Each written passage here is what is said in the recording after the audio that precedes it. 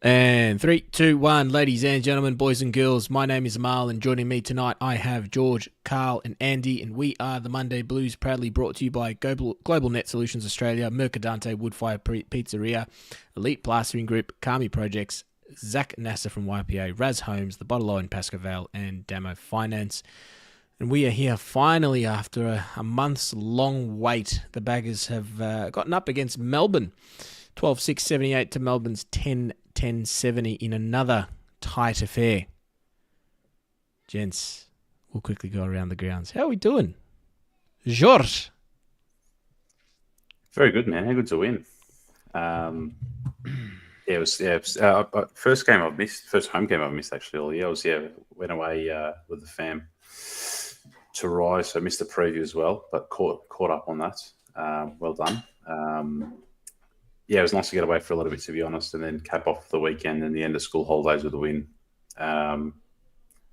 Kings are close finishes against the D's, and I'm ashamed to say that I did tip Melbourne. I'm ashamed to say that. I almost changed it before the game, and I thought, you know what? Keep it, because if we win, at least you get some positive out of it. But yeah, shame to say that I didn't have the faith for that game, but great to see them turn it around early. Good to get back on the winners list. Carl? Very good. Absolutely. Welcome back, George. We've missed you. Yes, it was. It was a great win. Two below average teams, but to get the win was very good. Tell you what, it makes the weekend a lot better. You don't feel the cold as much. But now, very good. I am good. Andy, how you going? Good, man. It's a good weekend. It's always nicer when we win. We fucking needed that, man. Just like a pressure release, you know. So that was good. That's about it. Ma, Mr. Runner, Mr. Yeah, it's good. Yes. We got a track star. For those who missed it, surely we're going to have to show. We got a video, surely somewhere. I do. Yeah, I do. I actually recorded a sick video and I sent it in the group. But every time I've tried to send it, it's for some. I don't know what goes on with it. It just doesn't send. Oh. And I don't realize till later because it's such a big file. How big is it? I don't know. It's like over 100 megabytes or something. I might try to convert it. Yeah, give it a crack. No, it was weekend was good. Played on Saturday. It wasn't the greatest game. Got pumped as we usually do in footy, but the lead up to the MCG and sort of going down. We the race for respect was pretty cool to be a part of. Extremely thankful to have been a part of that. Got to go out on the G at quarter time. It's a shame that the crowd wasn't bigger, but still, you know, had to block out the support that I was getting from the grounds. It was immense. So I just had to focus. It was really cool. I've got a video. I'll play it quickly because I only want to show my bit because the rest of the team let me down. No, I'm only joking, but they did. Just quiet. In 3, 2, 1, go! Race for respect is underway. I mentioned there, 8 teams have already had a casualty. 8 teams rewriting the race. That was it. It was over. It was over pretty quickly. The ground was seriously wet. So I was very, very scared of slipping. So I started to slow down about 10 meters out from the cone before I hit the turn. But no, it was really cool. I was in Darcy Vessio's team, and she's lovely. Real easy to talk to. One of the stars in AFLW, Tom Bells was there. He was one of the team captains. Sam Rowe, his construction company was one of the matchday partners for Carlton. Michael Jamison was there. Michael Jamison? Remember that Carlton draft dad? Michael Jamison. Michael Jamison? What are you That doing? was a great ad. Great ad. Few big names there. Few good. Yeah, nice- Eddie Betts and obviously Eddie Betts was one of them as well. So it's really cool. Loved it. Would love to be a part of it again if the opportunity ever came about. So it's really good, really good. Mitch McGovern was down there most of the time as well. I actually got the opportunity to ask him about his injury. I asked him, what's happened and how did it come about. He said he got injured quite late in the game last week. Said didn't know if it was too good or too bad. I asked him if there's any possibility of him coming back by the end of the season. He said he's not too sure and it's he doesn't know what's going to happen. So make of that what you will, gents. Nah, he's out of contract, bro. He's out. He's not wanting to get that trigger. I don't think the club is either. Well, there you go. There we go.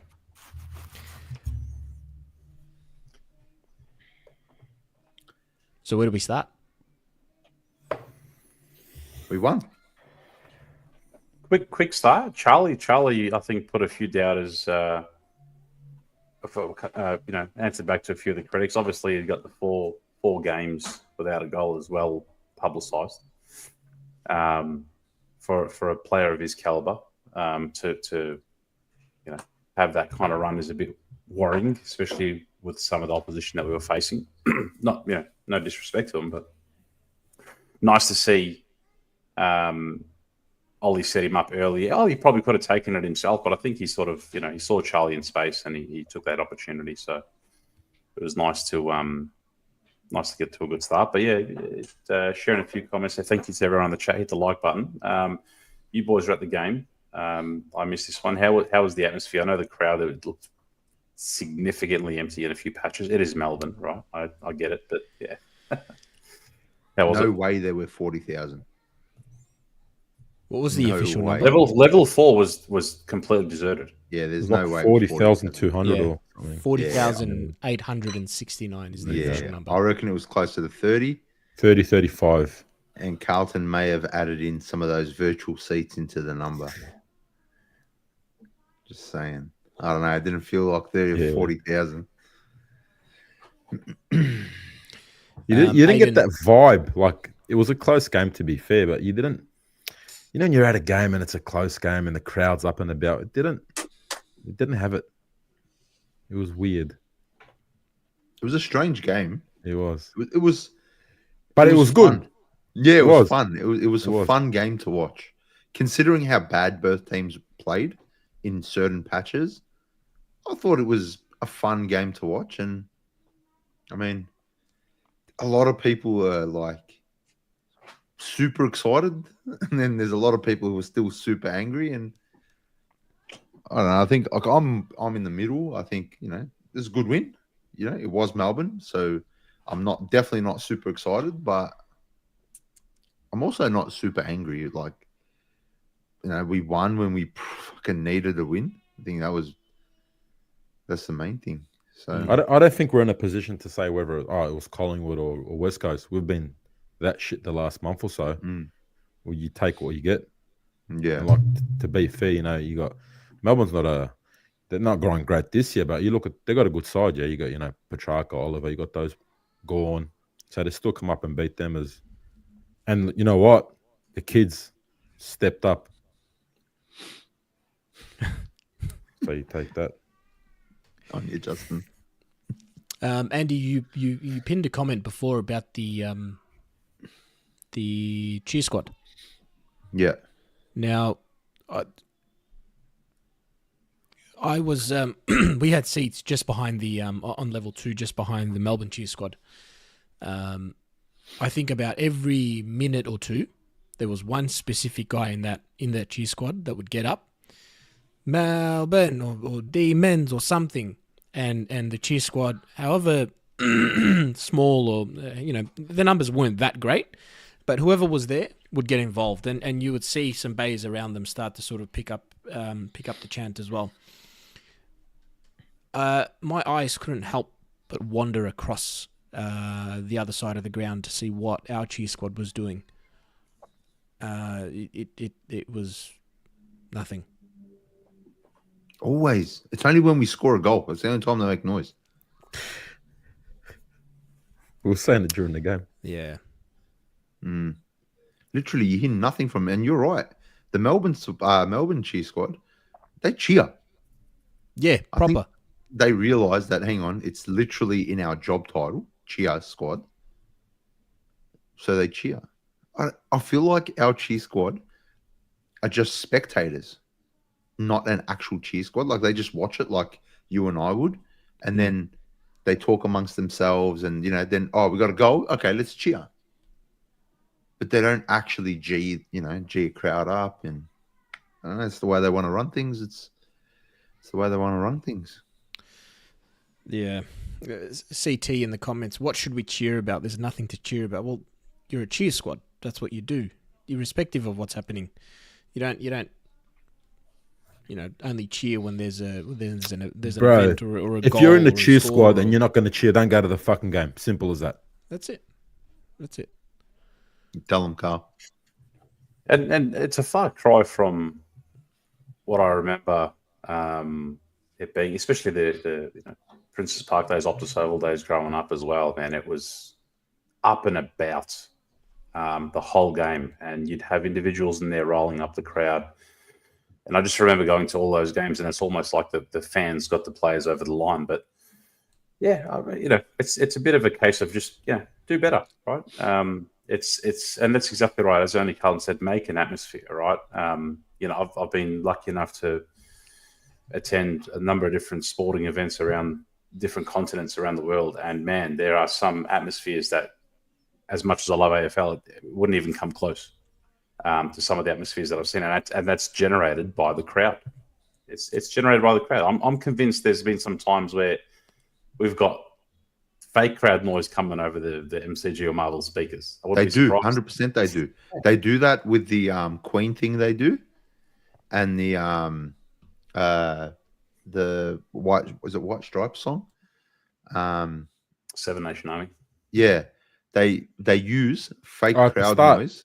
Yeah, right at the Yeah, it start does with the sound like Queen it. thing. So whenever he does it, they just use the audio from Live Aid, and they've got fake crowd noise repeating after Freddie Mercury, and it sounds shit. Yeah. I don't know, man. That needs to go. If there's anything in the pre-game that needs to go, that's one of them. Agreed. That's probably number one. It's shit. No Agreed, one times does 10. it. No one gets involved. Doesn't G anyone up. If anything, it probably depresses some people. Move it on. Makes me angry. I don't know. It just makes me angry. Rip out a bit of Adagio for strings, Tiesto, before the game. Everyone will get jet up. Just rip something classic out. I don't Darude Sandstorm. I don't care. Right? I want to see Justin Akari. I want Justin Akari to lead the cheer squad. I need Justin to lead the cheer squad. The best thing about Justin is no matter what bay Justin's in, he G's up everyone in that bay and that surrounding area as well. So yeah, like Carlton fans come with full voice, but I think for the G squad, you want to see it consistently across the rest of the game, and even when we're down as well. That's the most important thing. And a lot of these players ride the emotion, ride the wave, and that's where a lot of I feel the success of 2023 came, where we were loud. So yeah. It's interesting because the crowd. I didn't anticipate there to be a lot of numbers, considering look, you're versus Melbourne and school holidays. It is a Saturday night. It's a primetime game, but then there's been a lot of protests as well from the supporter base.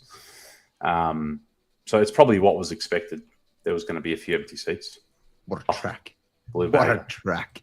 9 p.m. till what a track! Oh, what a banger! Was that Sandstorm? Sandstorm. I don't know. I know Sandstorm when I hear it.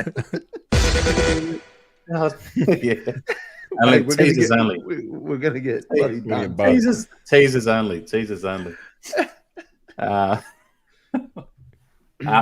you guys touched on it earlier. I think one thing that's it's a really positive and something that is really excited to be up and about is the youngsters. One of you boys touched on it earlier. I said it last week after the Brisbane review. Matt Carroll got killed by his teammates. He was trying things. His teammates weren't moving for him. This week is just, it's like he just kept given that license to, attack and roam. And his evasiveness is smooth, man. Like the guy off halfback just looks great. Played one of the best games some of our youngsters have played in recent times. Ashton Moya, I said against the Pies? Was it the Pies or the Lions where he kicked 3 behinds? It was Lions, 3 behinds. Was it the one last week? Yeah, Lions last week. Lions. And I said he's getting into the right positions. I don't mind it. Like I don't mind him missing a few. Or he had the 3 behinds, but he's getting, he's leading. He's making space. He's finding pockets. He's demanding the footy. And you saw a result there where he probably could have had another couple as well. The guy was on fire. And what I liked is that the fact that they were targeting him. And all too often you see so Charlie it's like a directive. Charlie was always going at that between the middle and half back into that spot when we kick it out of the 50. And he was always going to the same pocket, inverse side of the ground. He was always going for that mark there. And then if he's getting it or the ball spilling, it's trying to kick it over the top to a Fogg or a Williams. And that's where we've seen, all too often this season, it's Fogg, Williams, Motlop, and the ball just comes sailing back because, we either don't have a tall there because one of our talls marked there, in this case, Charlie. But it was nice to see a bit of link-up play and then go to Moya, who just finds space. So, again, I don't want to read too much into it considering it's one game, but I saw enough positive signs in the Brizzy game to give us a bit of hope. And between him and Carroll, and even O'Farrell as well, man, they're holding up well. So kudos to them. That was probably the most pleasing thing for me. I think as a collective of the young guys, it was probably the best we've seen from your Cowan. Yep. He was great. Yep, love him. Carroll, Moya. There was another two. Flynn Young did all right. Flynn Young. Young, first goal. Carroll, first goal. So it was good. But let's hope they continue to stay in the team. They deserve it. So I think it's important. Yeah, I think it's important we persist with the young boys. And it's very important that the older boys protect them. Really make sure they're not getting smashed off the ball, and when they're getting smashed on the ball, get into the opposition. Look after the young guys, like you see Collingwood do, like you see Brisbane do, like you see even Hawthorn do. A culture of I've got your back can take you anywhere. So I think it's really important because these guys, the talent's there. You don't make AFL if you're not talented. And these guys have shown. I feel like Ashton Moya took a massive step forward. I feel like Matty Carroll took a massive step forward. Lockie Cowan was amazing in the air. It left a bit to be desired by foot, but that's all right. That'll come. I think that was his best game that I've seen him play. I agree. Yeah, I agree. And it was Cooper Lord, the other one, which had a cracking game. Yeah. So, it's all good and well. Yep, you played well. Now, back it up. That's your end of the bargain. And the other end is we will look after you, the older guys. We'll make sure that you've got every opportunity to do what you got to do to grow and not get smashed. Because if these boys get smashed, they're going to end up like, 90% of our past kids have gone, where they just no confidence. They're going to get delisted in 2 years, and that's it. You never hear from them again. So I think that's just really important. Sorry, Mal. No, that's all right. I forgot what I was going to say. Something about Saad, I think. Oh, Saad's return was good too. That's it. His first quarter was a bit. Yeah, he had to build in. Pickett really did a number on him in the first quarter. To be fair, Pickett would have done a good job on anyone. He would have done a job on anyone. He killed it. He was a star. Him and Gawn were the only reason why Melbourne got close. Speaking of getting smashed, just a photo of probably the toughest player on our list at the moment that I'd like to share. Animal. Mate, the bloke, you got to give kudos to him. credit where it's due. Because when he does come in, he works his ass off, right? And yes, whether you like it or not, he's obviously on the list, and he'll probably keep getting games. Bloke tries, right? He was having a good game, and he was, and I think was it Moya that killed him with the handball? Was it Moya's handball that went in and it bounced in? And you could almost see it coming, but he wasn't gonna shirk the contest, right? He basically went in for it and absolutely copped it, right? He was probably KO'd before he hit the ground. I'm pretty sure his tooth was flying in the air. There's a video of that. Of his tooth? Yeah, his tooth flying through the air. Yeah. So credit where it's due. Surely May doesn't get suspended for that, right? Yeah, I don't reckon he should. He probably, he most likely will. Did they announce that today? I just think that's so unlucky. And that's my point is, how does Darcy Moore dropping knees into a bloke get Nothing. off? He got off Not even a tonight, fine. and it was intentional, Darcy Moore getting on the knees, say no more, but he dropped his knees into the bloke. He's done it many, many times. Didn't Stephen May do one similar and got a fine? Mate, the AFL spent like 20-30 grand going to the tribunal against Chera, arguing a bloody $1,250 fine. But yeah, it's tough because he probably will cop a couple of weeks. But someone like Darcy Moore who drives, he's got tribunal tomorrow, so that's already minimum 3 weeks. Yeah, he's done. Yeah, and then Darcy Moore drops both knees into the player. Half a second after he marked the ball, with he was nowhere near him. Gets off. Darcy Moore loves a knee in his back, doesn't he?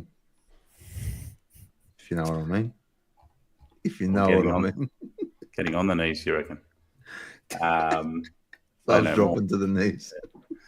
PJ, thanks for the donation. Would TMB join the cheer squad for 1 games? You've said 1, 100%. But you put plural there, bro. 1 games.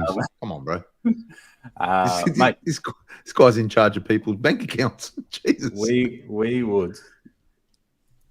roll up. We'd roll I up. Wouldn't, mate. Nah? I wouldn't join.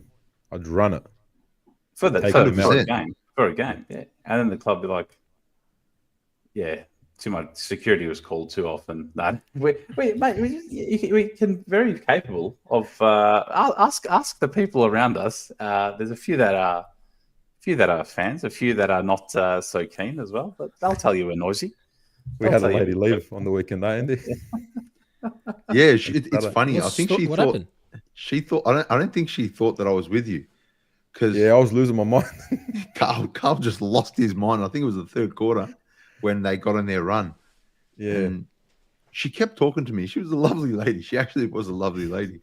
She kept talking to me and Naz from Globalnet, and I don't know what Carl did. Carl just lost it, and she's like, "All right, guys, sorry guys, I have to leave. I have to go sit somewhere else." she like said something about Carl. I looked at her and smiled. I'm like, I wasn't sure she was even talking about me or not, but you know what? That's fantastic. Smile and wave. What a couple of I don't know. No, I wasn't. Like, I was just losing it at the game. I wasn't swearing. He wasn't even that bad. I think you abused a player. I think you said something about a player. But you know what's a killer? She was losing it about Motlop. So I don't know. Yeah, Motlop. I don't know. It was such a weird interaction. Where do we sit with Motlop? Amal, positive vibes. Leave him alone. I don't want to talk about him. Oh, Luvaga. Yeah, he's no. Speaking of positive vibes, and I think it's been not just the messaging that's sort of come not from the club, but sort of around the club, and there's been a few more feel good stories. But Johnny's touched on it. Shout out to you, Johnny Holden. Thanks for tuning in as always. We love you, man. Future's looking good. Cowan, Ollie, Farrell, Carroll, Lord, Young, Moya, Campo boys, Jagger when he's back, and then you see over the weekend, of course, Cody Walker nominating through father son. There's Jack Ison and Gresham through the academy, and of course Harry Dean. So all of a sudden, you start to think, geez, we're going to have a pretty great crop of youngsters on our hands, and the next step and the hardest step is the development. Right, that's what it all comes down to. I was just about to say, fuck, we're easy to please. We win one game, and now we're all about positives. Yeah. Well, but this like I felt like in the last few days, there's been a lot of that. The messaging, not even just from the club, but around the club, there's been a lot of positivity in terms of what the future looks like. Yeah, but I'm always with a pinch of salt, right? Like with the youngsters, development is key as well, right? I'm not going to get sucked into thinking all of these guys are A graders, right? They got to work hard and obviously develop. The club's got to do the right thing by them as well. So, I think let's be real. Out of those probably 8 or 9 players you mentioned, probably 1 or 2 will end up playing 200 games, and then maybe 1 or 2 will play 100 games, and the rest will just linger in the VFL for a while, play 30, 40 games, get delisted, get picked up by another club, but we've ruined their development, as you said, and they'll be delisted from their second club, by 2028. That's the Carlton way. It's what we do. So until they show me otherwise, that's what I expect. And that's what we want to be able to see, I guess, in the coming years, because we have a talented crop either in or coming through. And you look at the likes of a Lockie O'Brien, a Paddy Dow, Zach Fisher, investing heavily into Stocker and all that. Like, there's been so many. For everyone we've got right, there's 7 or 8 that we either had wrong or have treated them wrong. Shout out to Oz. Thank you for the donation, mate. I was at the game last week. Great win. It was a good win indeed. Only Carlton. This man speaks from experience. The Monday Blues are actually very sensible people in real life at games and conduct themselves in a very appropriate manner. Thank you. Thank you. You can vouch. Did he come to the Essendon game? Was it the Essendon one? No, the Collingwood. He came to the Collingwood one. Collingwood. Yeah. So for us in all our glory. Yeah. Yeah, nice. A few people in the chat. Rocco, shout out to Rocco from TJP. Rocco actually got some. If you've tuned in, of course, to the Jumper Punch, you'll know that they've got the live stage show coming through again. I think it's their 3rd one or 4th one actually would be now. Howler and Brunswick, 30th of August, 6 till 8. Brad Pearce and Heath Scotland locked in as a special guest. A few other people on stage as well will be there as well, along with CJP on stage. Meet and greet, photos and signing opportunities with Brad Pearce and Heath Scotland with us if you want as well. I'm joking. Brad Pearce and Heath Scotland. So it was great. It was actually fantastic to hear from Heath Scotland last time. And Brad Pearce, he's really good when he comes to those Legends Lounge halftime. Also, before the game, and he speaks really well as well. So it's great. It'll be great to hear from him. There's door prizes, giveaways, raffles, 8-course roaming food and drinks at Howler. So Howler and Brunswick, 30th of August, 6 till 8. I'll share the link in the chat shortly. Get around on all TJP socials as well. I'm actually excited. I can't wait. Yeah. I haven't been to one in the past, but keen for this one. I actually met Rocco for the first time after the game. Gentleman, absolute gentleman, and he's tall too. I was like this the whole time. Rocco's a legend. Yeah, good bloke. I want to. Here we go. J-Bag is something in his pants when Charlie kicks goals. They got beef there, Morris and Josh, J-Baggers. There's some serious beef there. I saw this for the Jumper Punch show. I am 100% in for this. I've been training. So me and Mary are going to go at it. And if I do and you don't tat it, I'll be very upset. I'll flog you.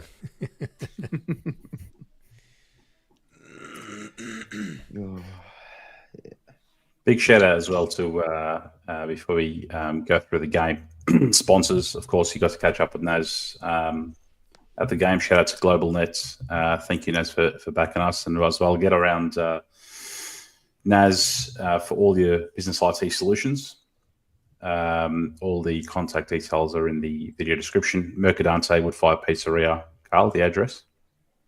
123 Logon Street, Carlton. واحد اثنين ثلاثة Logon Street, Carlton. Very good. Mercadante, of course, is a fantastic place. We due for another feed over there. Wednesday night, keep an eye out for the socials. $100 giveaway, weekly giveaway. So keep an eye out for our Instagram as well to enter that. Elite Plastering Group, specialising in new and old homes, commercial residential maintenance repairs. Cami Projects for any precision framing, fixing, lockup, renovations, pergolas and deckings. YPA Zak Nasser, selling, buying, give them a buzz. RAZ Homes, thank you rules. High-end builder specialising in architectural homes. Bottle of Pascoe Vale, your favourite local. Get around, Andy. Fuck Collingwood, 10% off. Is that still going? 100%. Yeah, you know it. Fuck the cheer squad, 10% off. There you go. two codes. Non-stackable, but 2 codes. Dammo Finance as well. Get around Johnny from Dammo Finance. Absolute gentleman. Been in the game for over a decade. Personal loans, asset, equipment finance, and business loans. Thank you all. And Petra's shared one. Thank you for the donation. Anybody prefer Weeders play physical like me? Comes up for his 200th game, man. That's feels like he just got drafted yesterday, man. 200. I remember that first game against Richmond. He was so composed for a kid. Do you remember we almost stuffed him up in his second year by playing him forward for a year? Forward, yeah, Bolton. You know, I still haven't seen him smile. Let me take 500 grand off your account and see if you smile ever again. He addressed it. I think there was a video, and he said, the first couple of years or whatnot, I was always just serious, not laughing, not smiling, and he was just it's a robot like Weederbot. He's gained that nickname as well, but he's just been an absolute rock down there. And yeah, in terms of playing physical, like he's always been that reliable rock in defence that you must feel safe as a teammate next to him, like seeing him line up take a gorilla. It was interesting to see his battle with Melksham because Melksham caught him out a couple of times, but then as the night progressed, and you guys would have seen it a bit better at the game, he worked his way better into the game. Yeah, he demolished him. Mm-hmm. That was a weird matchup, I mean, but then again, Melbourne's got no really big forwards for him to go against. Yeah, I saw on the news today that Melbourne are trying to lure Danaher out of retirement. Yep. For real? Yeah. Wow. Mm-hmm. 2 million a season. Speaking of big money offers, I heard somewhere that St Kilda have become even more aggressive with their offer for TDK, and they've upped it from 1.7 million to 1.8. That tells me that he actually hasn't committed to anything. If it's true. Yeah, 100%. Then... I didn't even think of that. You're right. He's still umming and ahhing about 1.7. He plays like he's committed to St Kilda. He plays like he doesn't want to play. He's just saving his body. It's pretty hard to watch. Jumped up in the ruck. Doesn't. I reckon once or twice. Yeah. How many times also was he just walking on the wing? Like his opponent would just wander off. And he'd just be strolling, enter a light jog, and then just cruise back to walking again. And then he rips out the screamer. He rips out the screamer. Yeah, that's all he did though. Just to remind everyone, 1.8. Yeah. I don't know. It just looks like he's got 1 foot out the door already. I took notice of. I don't know if I'm reading into it too much, but I took notice of when the players are celebrating and stuff, and he was always sort of on the outer, like even in the rooms and whatnot. He just I don't know, like it just seems as though he's like the teammates know as well now, and it's getting a bit old and annoying. Like after the game, and I think they pulled Cripps aside, and yeah, it was a great win, and then they turn around, TDK. game-saving mark. You want him to stay, and this now, what's he going to say? Like, of course he's going to say. He's not going to turn around and say, "Yeah, bugger off," piss off. Like, of course he's going to back him in and ask him to stay. But it just feels like as though the players know. I think now because just the body language around, like, if you watch back the goals and the highlights, just I don't know. Maybe I'm reading into it a little bit too much, but the body language and the celebrations, he was a bit on the outer. So George does that have no, get in the middle. Don't leave him on the outside. To I answer think Petra's question, because he did ask us a question, I would love Weeders to be a bit more physical. He's quite a unit. So I'd love for him to throw his weight around a bit more. He doesn't even tackle much, which is disappointing. So I'd love to see. Look, you don't want him to get suspended every 3 weeks, but I wouldn't mind with his size just to throw it around a bit. He probably doesn't need to tackle though, because he always beats his opponent. Yeah, but bro, everybody needs to tackle. Like, I'm sure he's been in a position where he could chase, he could tackle. If we're demanding it off Charlie, I think we should demand it off Weeders as well. He's probably not the quickest bloke. The big boy, man. Bro, I watched Legs are Luke like Jackson. that, man. I watched Luke Jackson again chase and that's someone what a who, game he if had. there's a ruckman worth that much, that's the guy you give it to for me. Still young, just a jet. So yeah. isn't he's expressed? Well, I mean, it's been noted that he's expressed to come back. His missus wants to come back or something like that, along those lines. Yeah. Well, it's going to be a bit of a merry-go-round if there's him, there's TDK. I mean, if I'm Rowan Marshall and TDK comes in on that money, and I know I'm number one, I'm going to want to probably let straight number out. one.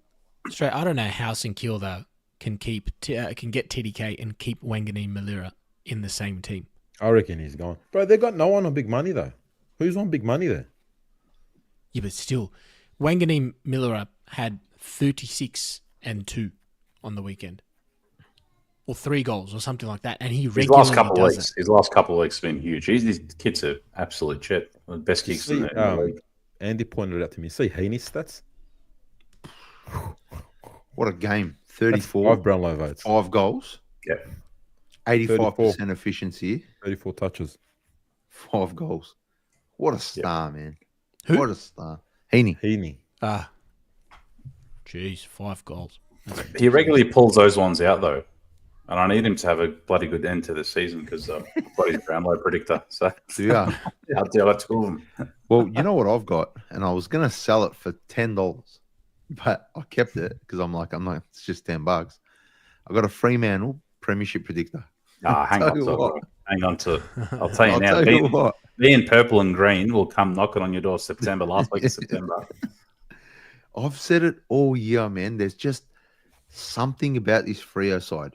I don't know what it is. Can they win the flag? I mean, anyone can win it. Do I think they'll win it? Probably not. But I just think they can upset someone in finals. They can really, really do something in finals. And if they, finish, 5th or 6th somehow, get a home final, who knows what happens in week 2. So I don't know, man. Their players are very damaging. Their players are very they've got guns, man. Like the 2 ruck thing they've got with Darcy and Jackson just works. It works. Then you got Voss up forward. Guy's a freak. Whatever his name Sarong, is. Brayshaw, Amir Hayden Young. They've got a good list. They've got solid talent on their list. Shy Bolton's up for. They've Shy got Bolton. Ryan down back is solid. So they've got a well balanced team. Interesting to see. We got them in a few weeks' time. So that'll be interesting. Blue Bagger, thank you for the donation. This is a great podcast every Monday. George, Andy, Amal, and Carl. What a crew. He's left out Mus. I don't know if that's on purpose. We miss you, Mus. Mus is on the night. He's on the night shift. Mus is bad, man. Thanks, Blue Bagger. We love you, mate. I'm pretty sure Blue Bagger gave us his last $10 instead of a last week. Yeah, $5. Twice. Appreciate it, mate. So in terms of the games, how are we all feeling, mate? I like. I've freed up my September calendar. I don't know about you guys. It was good, man. It was good to watch. You know what I enjoyed most? We'd get a lead, they'd come back, and we'd fight momentum back. You know, we haven't seen that fucking probably since the Geelong game. But then again, probably haven't seen us play well since the Geelong game. I don't know. I enjoyed it, man. The boys battled. Everyone did their role. There was probably no one, but other than one, I'm not going to say his name, that played really well. It was a good, solid performance for 4 quarters. Well, that second quarter, Carl, you said, sorry, quickly, Mel, you said they battled. I think Melbourne had us for 10, 15 minutes just continuously peppering us, but they only scored 3 behinds out of that 15 minutes. But they were hammering us. They didn't get in front. Yeah. So third quarter is standard. But then we quickly, whatever happens at half time, time, we got back in front. Yeah. I don't know. Again, what's your theory on what happens at halftime? Who knows? But we always come out in the third and capitulate a bit. But yeah, you're right, Carl. I think especially that second quarter was impressive when they kept hammering, and we didn't let them. Through. Sorry, Mel. Well, that's what happened, right? In the third, we capitulated. They piled on a couple of goals on us, and everyone, myself included, was probably thinking, "Oh shit, here we go. Here's the capitulation." And then we wrestled momentum back, and then the same thing happened in the last quarter. They piled on a couple of goals again, and oh shit, it's the last quarter. They're coming in pretty hot, and then we got that goal, and then the momentum sort of shifted back in our favour. We haven't done that all year. They didn't look stressed. You know, when we're conceding so much, you see all the players after a goal, they're all huddled up and talking shit. It didn't look like that. It looked like, no, you know what? Compose, we got this. Do you think the crowd had something to do with that? What's that? Like they're not. Do you think the crowd had something to do with that? So like they're not playing in front of 80,000 people who, like, when we concede a goal in the last quarter, right, or like a couple of goals, everybody gets down and the energy shifts in the crowd. Like, it happens every week. Do you think because there were like 3 people at the ground, it was like, it's okay? Like there wasn't anything there was no like external pressure that they were feeding off. I know it shouldn't matter. I know it probably shouldn't matter. But let's be real, it does with this guy. We're so mentally fragile as a team and club and supporter base, we're actually all mentally fragile. So do you think that maybe plays a part in it as well? If a lack of people turning up to the game is the reason why we did a little better, wrestle back momentum or whatever it is, then we've got much, much, much bigger problems than a list issue or a coaching issue or anything like that. Finals is 90,000 plus at the MCG. Or at any ground that you're at, it's going to be loud. It's going to be vicious from one side or the other. If we can't handle, an MCG with 80,000 people at a minimum, then our list has issues much larger than anything that we've talked about so far. I've always thought we had needed the crowd, but at the same time, and I've said it earlier, the family-friendly time slots, the Sunday 110s, the Saturday 320s are probably when we do our best work, outside of the prime time. You look at 2023, we went on that run and we started getting those those ugly time slots. We just quietly banked a few wins just on the trot. And maybe when you're not in the limelight as much, it's a Saturday night game obviously, but it was quiet crowd. You put a few of those time slots in when we're not in the prime time, we'll bank a few. Blue Bagger finds another 10. Thank you for the donation. This is just for the Moss. Wow, he's gone hard for the Moss. Actually, Moss is he's going to be on the couch on the couch next Tuesday for TJP. I'm pretty sure. Oh, I thought the casting couch is what I've heard. The casting couch, yeah. I thought the casting couch, the black one. It's a black one. And Moss just messaged me. He goes, "Can you please transfer me that 10?"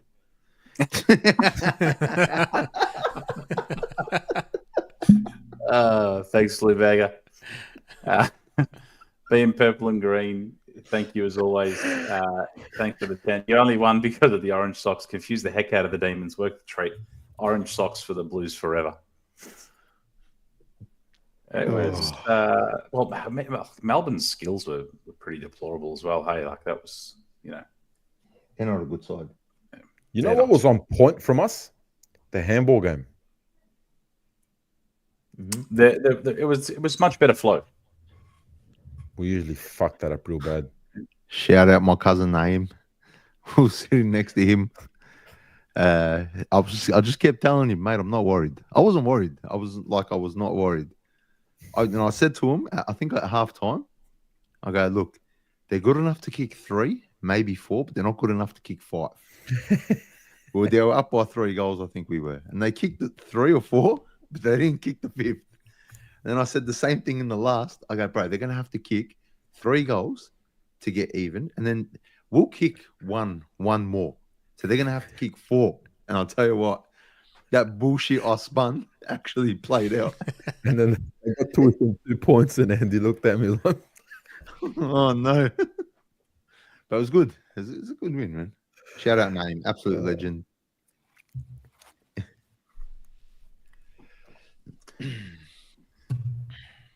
Yeah. It felt good this week. The win is nice. The way they got the win was nice. And for me personally, just to be a part of the race and getting onto the ground and speaking to McGovern and some of the ex-players that have played for Carlton was nice. It brought back a sense of like a connection to the club that has been non-existent this year and probably not since 2023. And I feel like the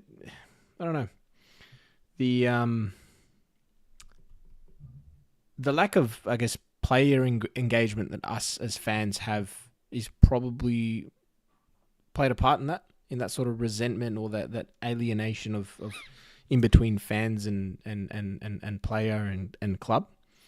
And this week sort of just rekindled that for me. I don't know.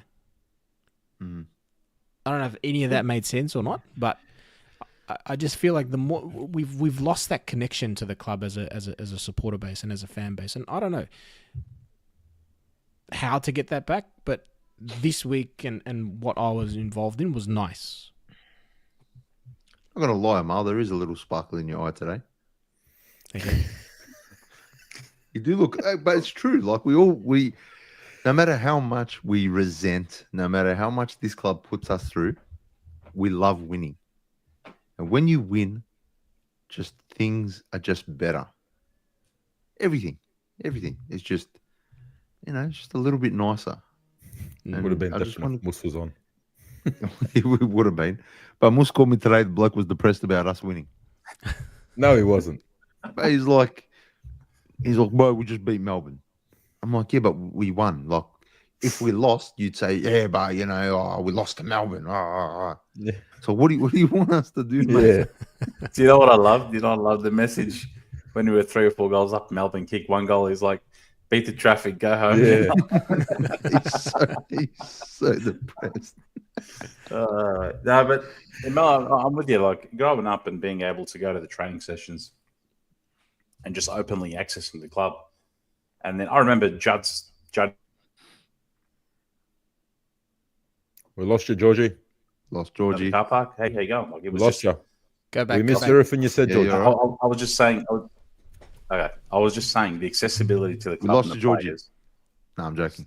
I'm saying the accessibility to the club and the players. You just rock up to Princess Park. Near the change rooms where the car park is. Juddy's second day. I rocked up. I went with my brother and, hey Juddy, how you going? And got a pick, and you watch them train and whatnot. It was a bit different. Obviously, I understand why. Times have changed now, and they want to get your details and register and this and that and signing sessions and whether they call it viewing sessions like it's a death. I get why times have changed and stuff, yeah. But it's just like when you do have that that opportunity to discuss, to have some real conversations, and I found conversations with ex-players are always much more real, much more raw. And I like how you put McGovern with ex-players there because that might be a thing. Shout out Uncle Sam. Spit him facts.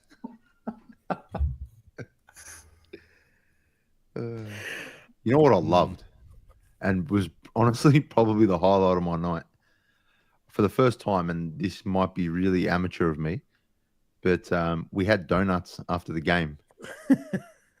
From the from truck that outside. man. Yeah. Yeah. Have you Very had good. them before? Fantastic. Oh. It was Naeem's call. I'm like, yeah, I'll have a doughy. He's like, they're pretty good.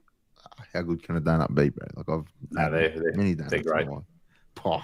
After a win, Eric so was Victory excited. donuts. it's good. Victory Yeah, they are donuts. victory donuts. That's right. Yeah. No, they are fantastic. So what are we expecting this week against Just Hawthorn? hold on, Johnny. Johnny's just gone bang. Mus was complaining if you found a 50-kilo gold nugget because it's too heavy. Wallah, you would.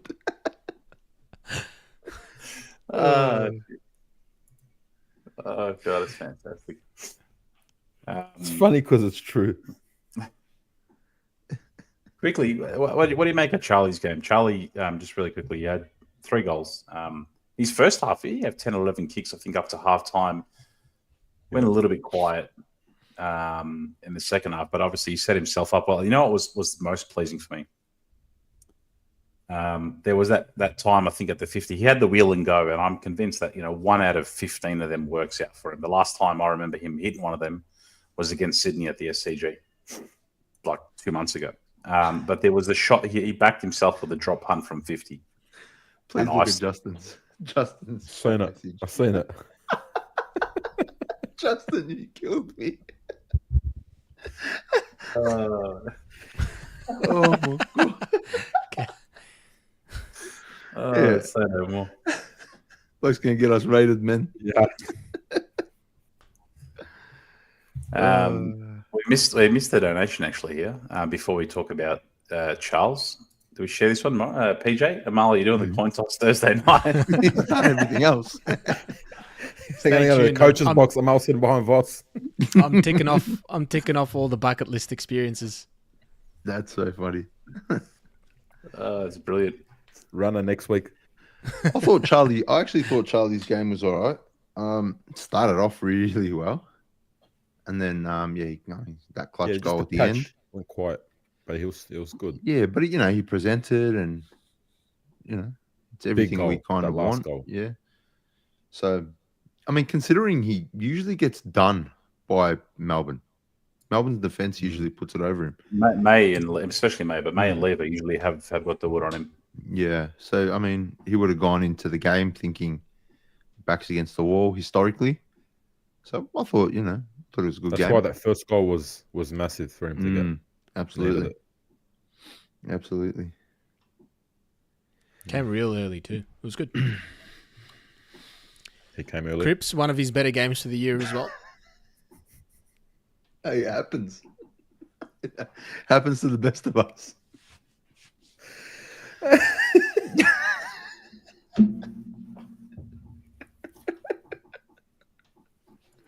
But Is it 10 o'clock? 100% is 10 o'clock.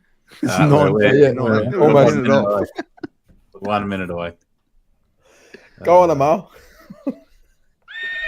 My fault. Sorry, I had to.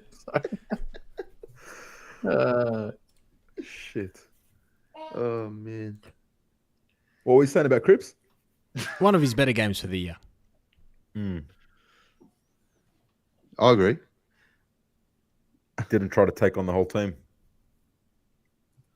Lord was a good support for him. Hewitt didn't have a blinder, but they gave him a chop out. He had a sick on his thumb. We need to clip that. We need to get that into We an do audio. need to clip that, I reckon. Dude, I made a sick compilation of Carl saying it 38 times. I haven't you published it. I have. Oh, that's Yeah, fantastic. yeah. I'm gonna you said it, I'll didn't find it. You guys have a chat. I'll find it in a minute. Give me a second.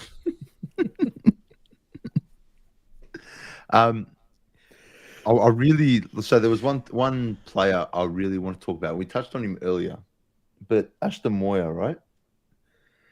He's rising star. He got the rising star for the week, which is great. Very Good good. for him. All good. Well done. What's his role going forward now when Harry comes back in? Where do you guys see him? And this for the chat as well.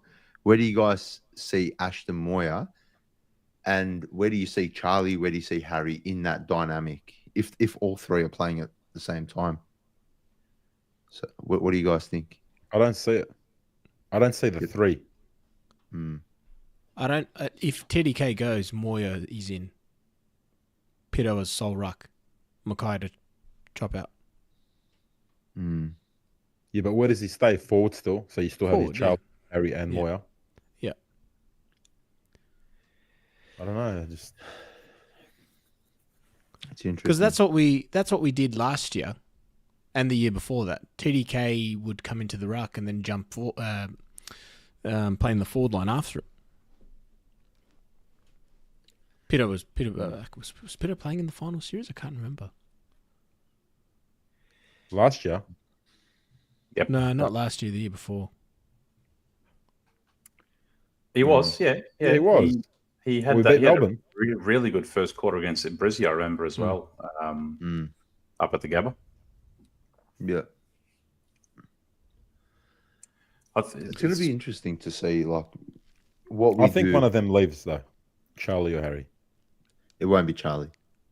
One of them definitely I going. can't see Charlie going. I No, can't see the club allowing it, to be honest, because the Yeah. marketability and the dollars, Yeah. aside of his raw talent and superstardom, the bloke like really think about it. Besides Cripps, it's like Walsh, Charlie, and probably Motlop that brings the dollars. I'm talking about kids for Motlop, and Charles, Walsh.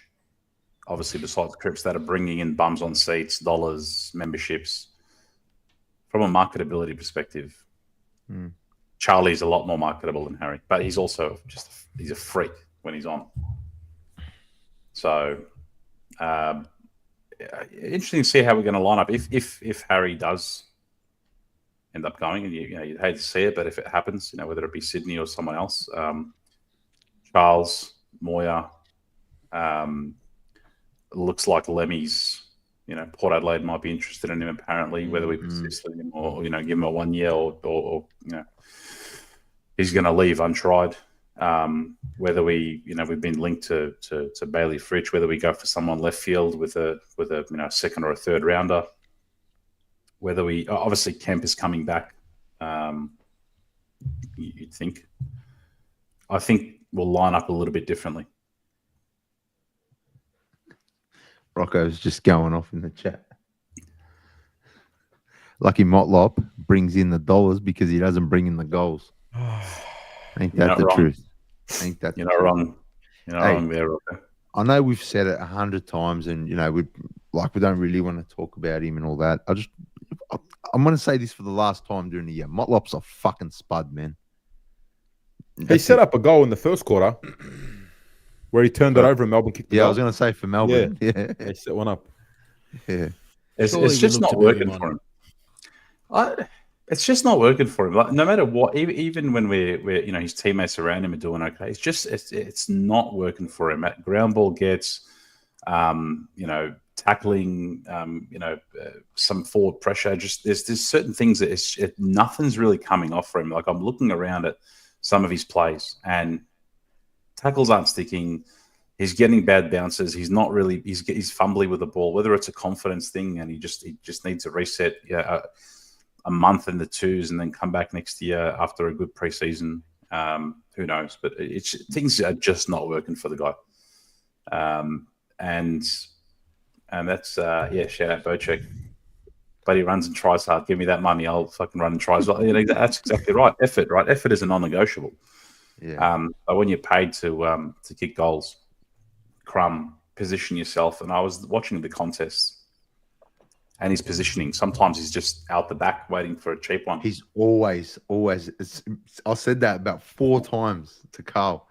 I'm like, Jesse is always looking for the cheap ball, for the soft ball, for the easy ball. And it's like, all right, we don't want you to go up in the ruck, bro. We don't want you to go up for the mark. But when that ball hits the ground, you should be the first one there. But he's not. He wants to go out the back. So Cripper or TDK or Pitternet or Charlie has to rove their own ball and get it over the top to him. It's like, come on, bro. Do you guys think it's just a really, really bad year? Like, do you guys think that there's hope for Jesse Motlop still? Or do you think we just cut the cord? How long has he been in for? This is season 4. Just drafted How long in. do you give a small forward? Yeah, look, I don't know, man. I think just hasn't got it in him. When you shit, you shit. But this is the thing. 23 showed he had some promise. I don't know where he kicked 20 odd something goals. I remember the semi against Melbourne in the final. And you see the games where he's come in and kicked 3 or 4. He's got the talent. Mm-hmm. But see, last year was an interesting one where, riddled with injuries and whatnot, he's come back. And then this year's just been just off. And I think the club should have dropped him a long time ago into the 2s to build that confidence, to build that consistency, where he's getting a few games. And what didn't help him probably was rotating him on the ball. We didn't have a lot of players to select from for rotations, when we had that many injuries and Elijah being out and things like that. I don't think that helped him, but I think the club done him probably a disservice by not demoting him to the 2s a lot earlier into the season. Shout out Enzo. Love to see a duck race between Amal versus Betts versus Mar versus Andy versus Mary. Jeez, God, love the show, boys. Mary just cops it on this show. Oh, God. Very good, Enzo. Thank you, my friend. I'll share this here. We've touched on this, and Johnny's called it out. Elephant in the room. If Motlop was a white man, not Indigenous, he would be dropped and everyone would be off him in a heartbeat. He gets the gig because he's Indigenous. I will call it out. We spoke about this a few weeks ago. I'm not, when you say he's a white man, Will White got dropped. No one remembered him. No, I like Will White, but he's quick. Will White. That was a bad joke, Georgie. That was a bad joke. That was a terrible joke. But you get where I'm coming from.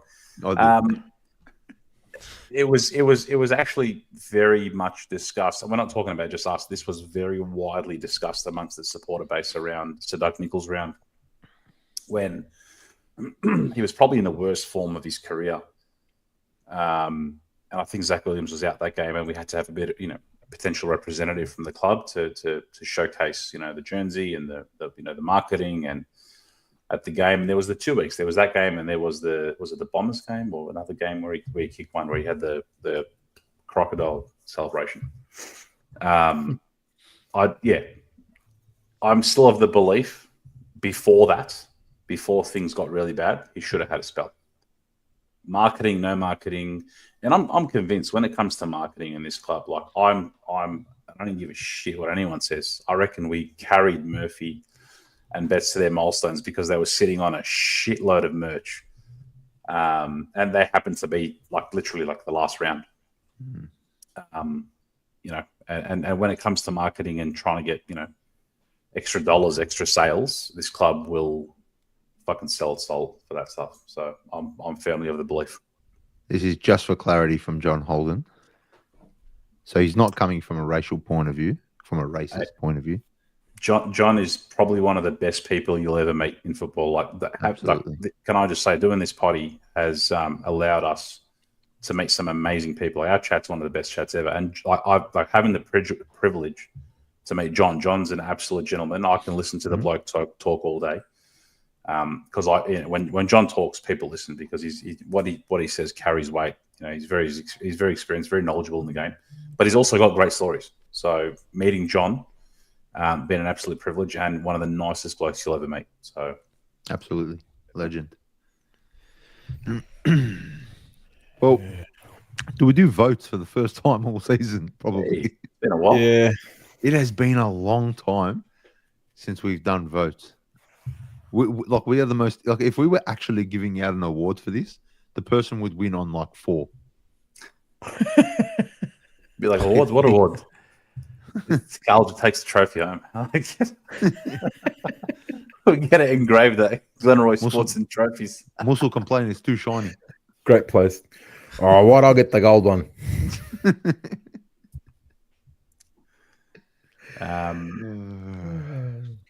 Just kicking it off. You can go, Carlos. Oh, Fuck, I don't even know, man. Can I just give everyone a vote but Motlop?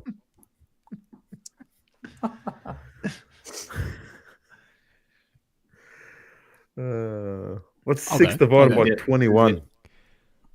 6 20, divided. 22. Give me maths at 10, 11 p.m. Come on, bro. 3.2.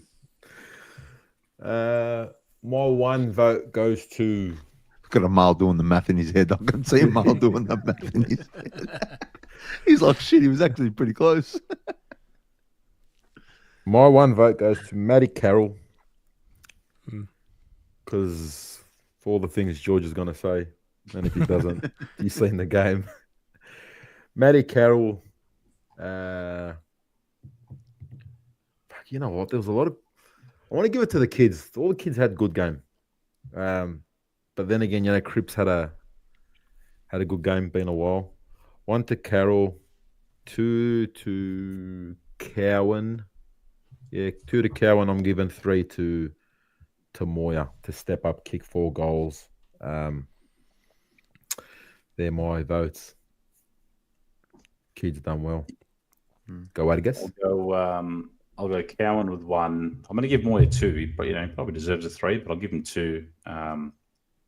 Snagged 4 good goals. But I'm going to give Carroll 3, man. Like Carroll, this bloke after what happened last week, could have kept his head down and stayed out of the limelight, not taking it on and being a little bit more scared or timid. But the bloke was an absolute beast off the halfback line. His evasiveness, he's spinning out of tackles, he's taking on players. He was setting up a lot. I think he's 2. I'll give 3 to Carroll because that was a fantastic game and it gives you some hope long term of a successor to Nick Newman, left footer off the halfback line with Silk and Saad, to be honest, because they're both nearing the end. Yeah. Good. Good call. For me, I'll go 1 to Carroll, 2 to Moya, and 3 to Cripper. I think I think Cripper got it done, man. He was at every contest. He was good with the ball, good without the ball, and he led. He led. And I want to give a shout out to Weeders, man. He's just a star.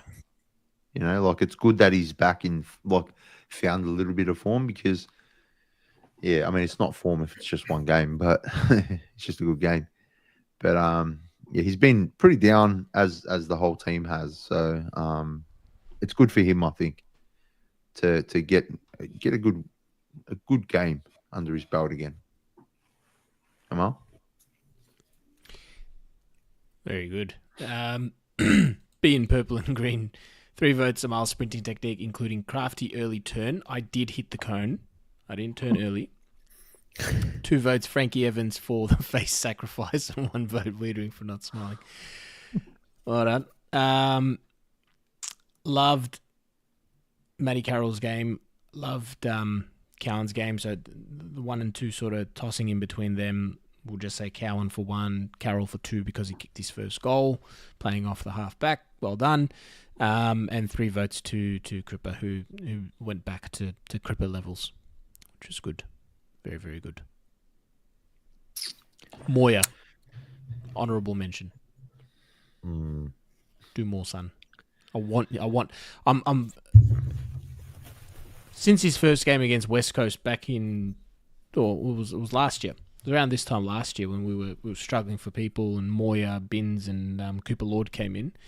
I thought Moya had something there. And I remember his first goal, he kicked this freaky little snap, whatever it was. Yeah, that goal, and he had that. You could kind of tell that he had that dog in his eyes. That so many Carlton players lack. So I hope that stays in Moya. You could see it after every goal that he kicked.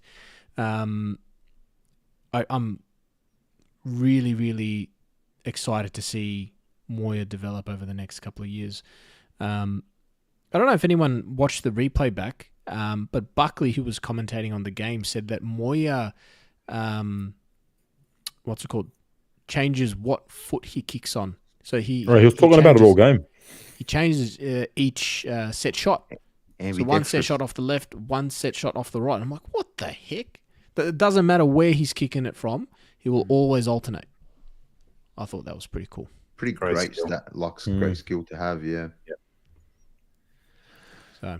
And youngsters coming through now as well. Like, I remember, like, growing up in the 90s, there were a few players that kicked both. And Buckley was one of the best. I remember, like, on both feet from the midfield. He could just ping him from anywhere. But I remember Scotty Lucas was always the bag that he had no right foot whatsoever. But players, I felt like a lot more players were ambidextrous in the sort of the 90s, early 2000s as a skill. So yeah, having a player like that on the list, again, who can find space and not afraid to take a contested mark. Oof, what a movie! What a sesh! What a movie! That was quick. That was quick, guys. I had it waiting. Mo had that ready.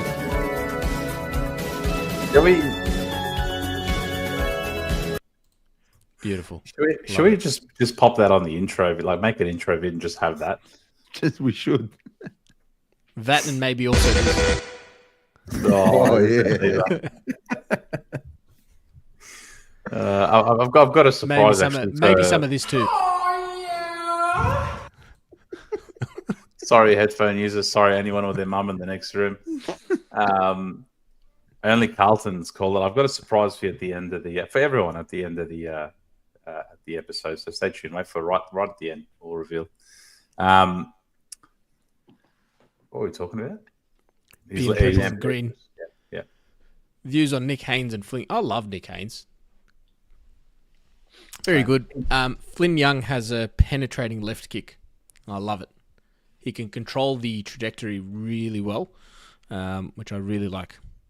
Big ups. Use of the word penetrating.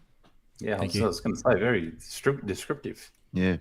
I like it. It's that time of the night where a male just fucking goes off. Finger happy. Speaking of, no, I'm not going to say it. No, Nick Haynes, I feel like he say it. Nah, I can't say it, George. Nah. I'm gonna say it with your chest.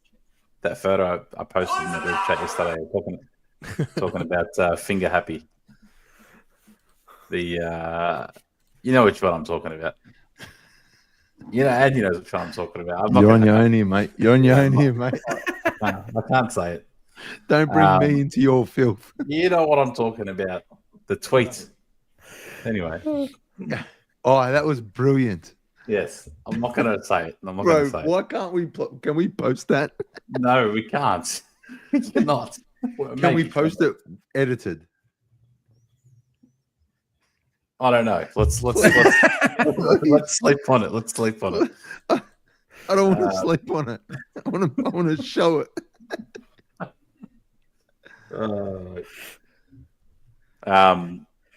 Yeah. You calling it? Yeah. No, don't. How good is it? It's the fucking greatest. Read it. It's the greatest. Anyway, oh, that was fantastic. Just put it up, man.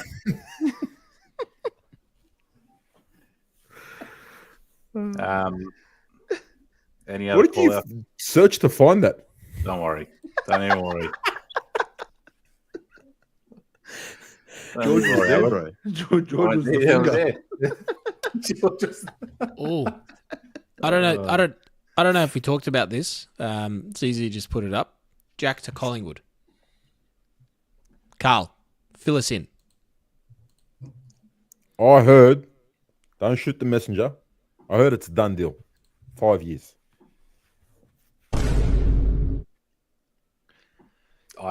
There's no way for me. There's no way. I'm fully. I said it the other day. I think yesterday in the chat. I reckon it's his dad just getting shit out in the media. It's like, he must sign a few extra dollars so I can keep my super. You know, I doubt it. Would it Hey, surprise you though if it did?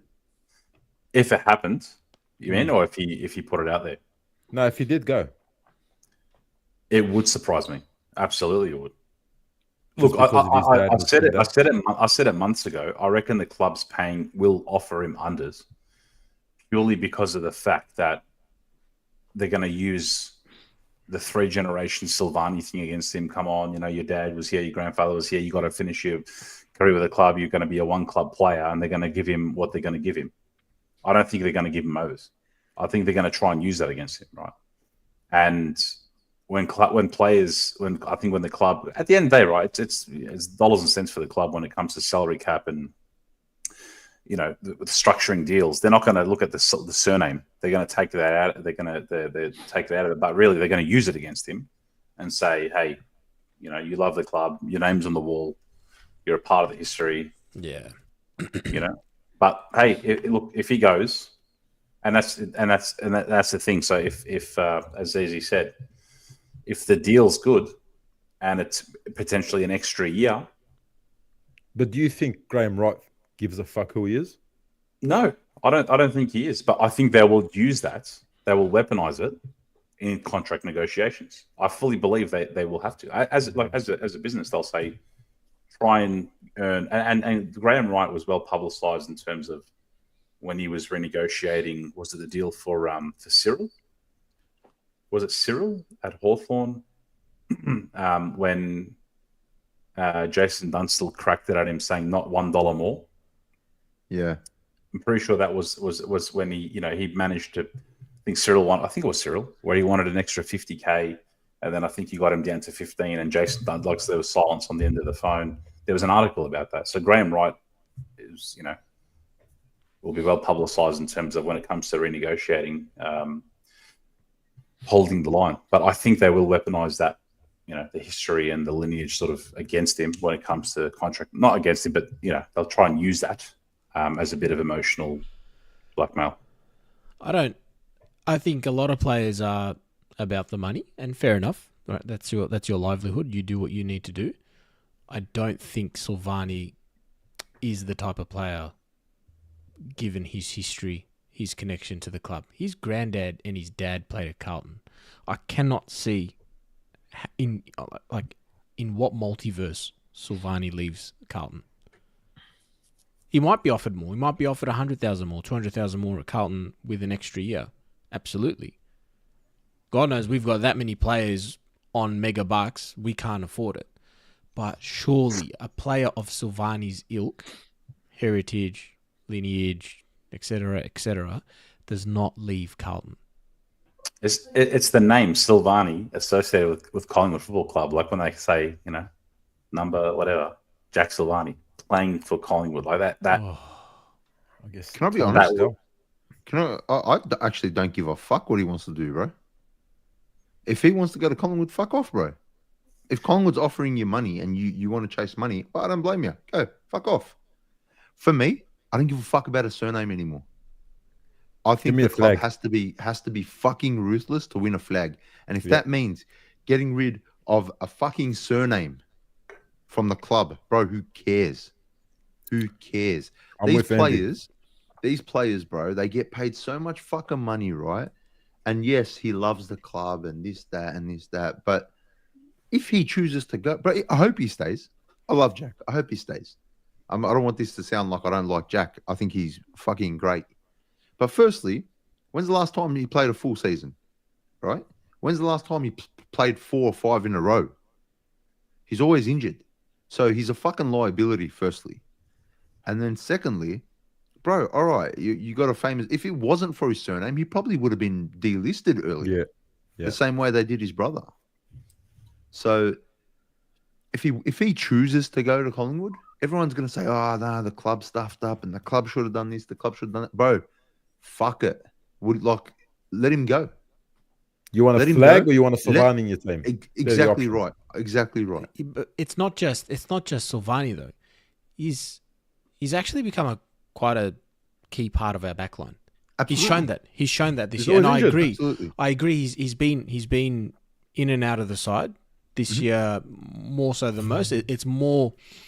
It sticks out like a sore thumb because we're that light across our list, right? But Silvagni isn't just the surname, guys. And Andy, I know you hate this, but he really is heart and soul. Like he's the guy that goes out and it's not just effort because effort is expected, but it's more than that. He puts his body on the line and does it for the club every single time he goes out there. His emotions are, in tune with the game, and you don't see that in players anymore. What would you pay him? I've got no idea. Well, what's he worth? What is heart and soul worth? I've got no idea. Just no. No idea. This is a question for everyone. What do you pay someone who plays maybe anywhere between 12 and 15 games a year? Heart and soul. So and he's a good player. Like again, I like Zak Silvagni. I think he's a great player. But what's he worth? What dollar amount do you put on that? And where do you say, fuck, all right, we're gonna have No to more pay than 600. I reckon it's going to be less. See, I'd say No 5. more than 600. Yeah, I reckon it's going to be less. I reckon it's going to be at 5. Yeah, I reckon it's going to be at 5, and they're going to use it and say we'll give you a multi-year deal, $500,000. I don't think they'll exceed 500 or 600, to be honest. And the club's going to be looking at it like, well, okay, we got Weeders. Haynes is wrapping up soon. McGovern's probably out the door, most likely. Then you've got Newman's got another O'Farrell. year or two. Yeah, but in terms of key prospects, you got O'Farrell, Charlton, Dean. Like you got a couple of key people coming in. So, But they're not ready yet. But this is where I said I don't think the club will invest that much into him. I think the club will try to utilize that. They'll emotionally, blackmail based on hey, you got to stick with the club and all that. They'll say all those things to get him to accept a lower offer. Mate, the Saints and Pies probably will put a bigger offer out there. I wouldn't be surprised. I just don't think you pay overs. Like you can't be paying if you're a serious football club. You can't be paying overs. Mm-hmm. And I feel like now we're at a crossroads with what we accept for the future. Right? There's going to be change coming, and I think there has to be a hard line thing on what we pay players. We can't be paying overs to players anymore. And bro, if he was playing 22 games a year, 20 games a year, and killing it at a solid level, sweet, fair enough. But this is a guy that's constantly injured, right? So he already loses dollars for that. Whether that's his fault, whether it's our conditioning and all that, I can't answer that. But he's not on the field consistently enough for long enough for me to warrant a big contract. I'd be signing him for 2 years. He's the best he's ever been right now. So if you are going to put a dollar amount next to it, you'd probably pay him a little bit more now, but for a short-term contract. I wouldn't be putting 5 years in front of him. 2. And if he chooses to go, so be it. Like, it just, so be it. If I don't care what color he's got, if it's not navy blue, don't care. I want to win a premiership. I don't care anymore about, bro, we've spent all year saying that Doherty should retire. A guy who's had cancer twice, who has broken legs, he's broken shoulders, he's probably broken other bones we don't know about, and we're begging him to retire. And then Silvagni, purely because of the name, everybody loses their mind. That can't be a Silvagni in the Collingwood colours. He bleeds blue. Yeah, who gives a fuck? Bleed my nuts in his mouth, man. Hey, if it means getting a flag, I'll swap him for Billy Frampton. I'll take Billy Frampton. Bro, I'll take anyone, man. I'll put Marl in the team if we get a flag. Sorry, Marl. In. I swear. But for me, whatever the best thing for whatever's best for the club, that's the thing. Whatever's best for trying to win us a premiership. And if that means signing Jack to 4 years, there are people who know better than me. But my thing is, if he chooses to leave, off you go, bro. Mm-hmm. I'm just going to treat him like any other player who's going to leave. He's not more special or any less special because of his surname, to me. So that's just my opinion. Like, who cares if he wants to go, bro.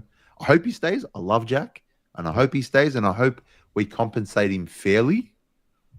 But I hope we don't overpay. Joe. Can't lose that. Oh, yeah. Nice little spiral. And this is like silly season's coming, yeah? There's going to be a lot like Chera's been thrown up in the air, you know, with suitors. There's going to be clubs coming for our players. There's going to be us popping players on the table. There's still like, we're going through the uncontracted players, but there's still like over a dozen. You'd assume that, you know, we're going to start seeing some come up in the next few weeks. And then silly season officially begins. Love it. Yep. Carl's our resident. I love it. You know, what do we want to call him? The Continental Trade Radio. Install a ring.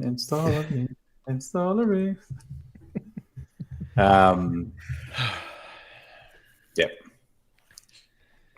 Call it. Let's call it. Before we call it, I did promise I'd show this. Only Carlton wanted it.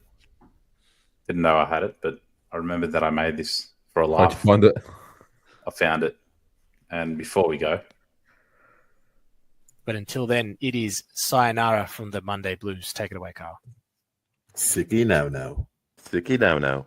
Sicky now. Sicky now. Sicky now. Sicky now. Sicky now. Sicky now. Sicky now. Sicky now. Sicky now. Sicky now. Sicky now. Sicky now. Sicky now. Sicky now. Sicky now. Sicky now. Sicky now. Just end that. Bro, there was one that was super aggressive. Sticking on them. do you know how much fun I had making that? Because for about I took, I don't know, about half an hour to make it. But for half an hour, that's all that was played in my house. It's just Carl. That is an absolute masterpiece, Georgie. Well done. I will post it one day, but I just thought I'd share that. Just keep adding to it. I reckon just keep adding to it. It's sticking on a compilation. I'm just going to keep going. Compilation. We've made a few too many of those. Penetration. We're looking at categories now, mate. What's not that category for me, but anyway. Oh shit. Here we got here, Steph AFL. Hey boys from Bali. Shout out. Hey, Thanks going, for tuning Steph? in. How you going from Melbourne? Oh, it's fantastic. But yes, Uncle Sam called it. You look good now, mate. Great transformation, Carl. Thank you, Carl. Carl's been absolutely smashing us. Keep it up, bro. Thank Well you. done. Cheers. Thanks, lads. Well done. Very good. All right, and with that, that's a wrap. It is sayonara from the Monday Blues. Sicky now.